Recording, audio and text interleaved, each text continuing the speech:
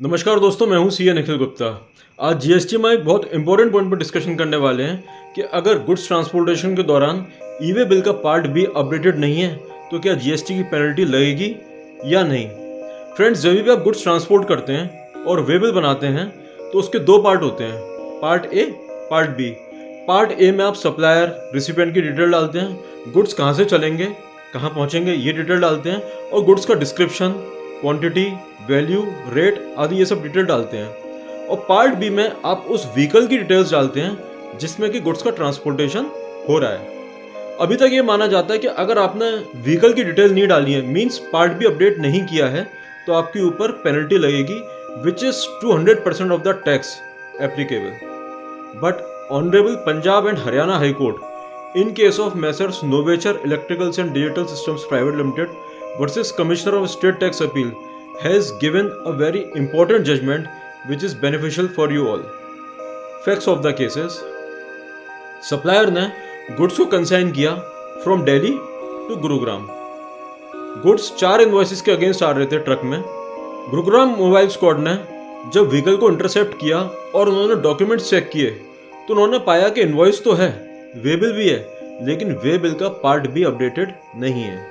जब इस संदर्भ में उन्होंने ड्राइवर से पूछताछ करी तो ड्राइवर ने अपनी गलती को देखा और उन्होंने ऑफिसर के सामने ही पार्ट बी को मैनुअली अपडेट कर दिया, मींस व्हीकल नंबर ई वे बिल में मैनुअली उन्होंने अपडेट कर दिया। लेकिन ड्राइवर के इस एक्ट को ऑफिसर्स ने स्वीकार नहीं किया और व्हीकल को डिटेन किया और असेसी को शो कॉज नोटिस दिया।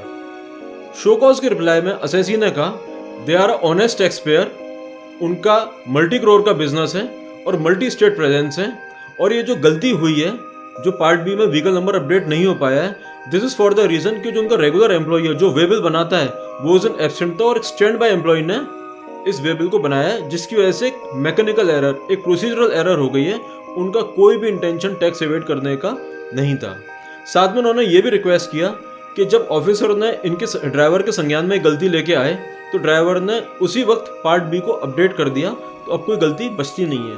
साथ में उन्होंने रेफरेंस लिया सर्कुलर नंबर 64/38/2018 जीएसटी, जिसमें बोला गया है कि माइनर एरर्स के केस में या माइनर ब्रीच के केस में जीएसटी में जो ई वे बिल की पेनल्टी है वो नहीं लगनी चाहिए और केवल 500 रुपये की मिनिमम पेनल्टी देके व्हीकल और गुड्स को रिलीज कर देना चाहिए। लेकिन असेसी के इस रिप्लाई को डिपार्टमेंट ने स्वीकार नहीं किया और 200% of the tax as penalty impose कर दी। असेसी वेंट टू अपील्स, लेकिन अपील में भी पेनल्टी को कंफर्म कर दिया गया। हेंस असेसी को ऑनरेबल हाई कोर्ट की शरण में जाना पड़ा। हाई कोर्ट ने दोनों पक्षों को बोलने का मौका दिया। डिपार्टमेंट ने अपना पक्ष रखा कि GST law, rules and regulations के हिसाब से जब भी हम गुड्स का ट्रांसपोर्टेशन करते हैं तो हमारे पास या तो इनवॉइस होना चाहिए या बिल ऑफ एंट्री होनी चाहिए या फिर हमारे पास डिलीवरी चालान होना चाहिए, and along with that a valid e way bill. Valid e way bill होता है जो कि हर रिस्पेक्ट में कंप्लीट हो, means part A, part B दोनों भरे हुए होने चाहिए। और इस पर्टिकुलर केस में क्योंकि पार्ट बी नहीं भरा है, then it can not be said that goods were being transported under a valid e way bill, hence penalty is sustainable. Assessee ने कहा कि ये उनसे एक ऑनेस्ट गलती हुई है। फर्दर, जब ड्राइवर ने डिपार्टमेंट के सामने व्हीकल नंबर को अपडेट कर दिया है तो कोई पेनल्टी बचती नहीं है, कोई कॉज ऑफ पेनल्टी नहीं बचता है।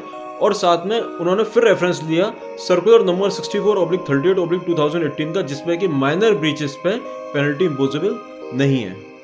फ्रेंड्स, कोर्ट ने दोनों पक्षों को सुना and court has given a very important observation which you all should know. First observation, assessee is not a habitual offender. उन्होंने माना कि असेसी से ऑनेस्ट मिस्टेक हुई है, एक प्रोसीजरल लैप्स हुआ है, उसका कोई भी टैक्स एवेड करने का इंटेंशन नहीं है। साथ में कोर्ट ने कहा कि जब ड्राइवर ने पार्ट बी ऑफिसर के सामने अपडेट कर दिया है तो अब तो वे बिल में कोई भी डिस्क्रिपेंसी बचती नहीं है, इसलिए व्हीकल का डिटेंशन ही गलत है। साथ में कोर्ट ने यह भी कहा जब सर्कुलर 64/38/2018 में स्पेसिफिकली लिखा है कि माइनर ब्रीचेस पे या प्रोसीजरल लैप्स पे जब तक कि असेसी का इंटेंशन टैक्स एवेजन का ना हो कोई पेनल्टी सस्टेन नहीं करनी चाहिए और केवल 500 रुपये की मिनिमम पेनल्टी देके गुड्स को छूट जाना चाहिए, तो वो प्रोसीजर फॉलो क्यों नहीं हुआ। फ्रेंड्स, इस पूरे केस में कोर्ट ने यह माना है कि पार्ट बी अगर अपडेटेड नहीं है और असेसी का इंटेंशन अगर टैक्स एवेड करने का नहीं है तो पेनल्टी सस्टेन नहीं करेगी। आपके भी ऐसे कई सारे मैटर्स हो सकते हैं, चाहे आप टैक्स प्रोफेशनल हो, चाहे आप बिजनेस कम्युनिटी से हो, जहाँ पे अगर आपने पार्ट बी अपडेट नहीं किया तो आपके ऊपर पेनल्टी लगी हुई है। तो this case can be very helpful for you all. और अगर जीएसटी में आपकी कोई भी क्वेरी है then please feel free to write to us. Thank you.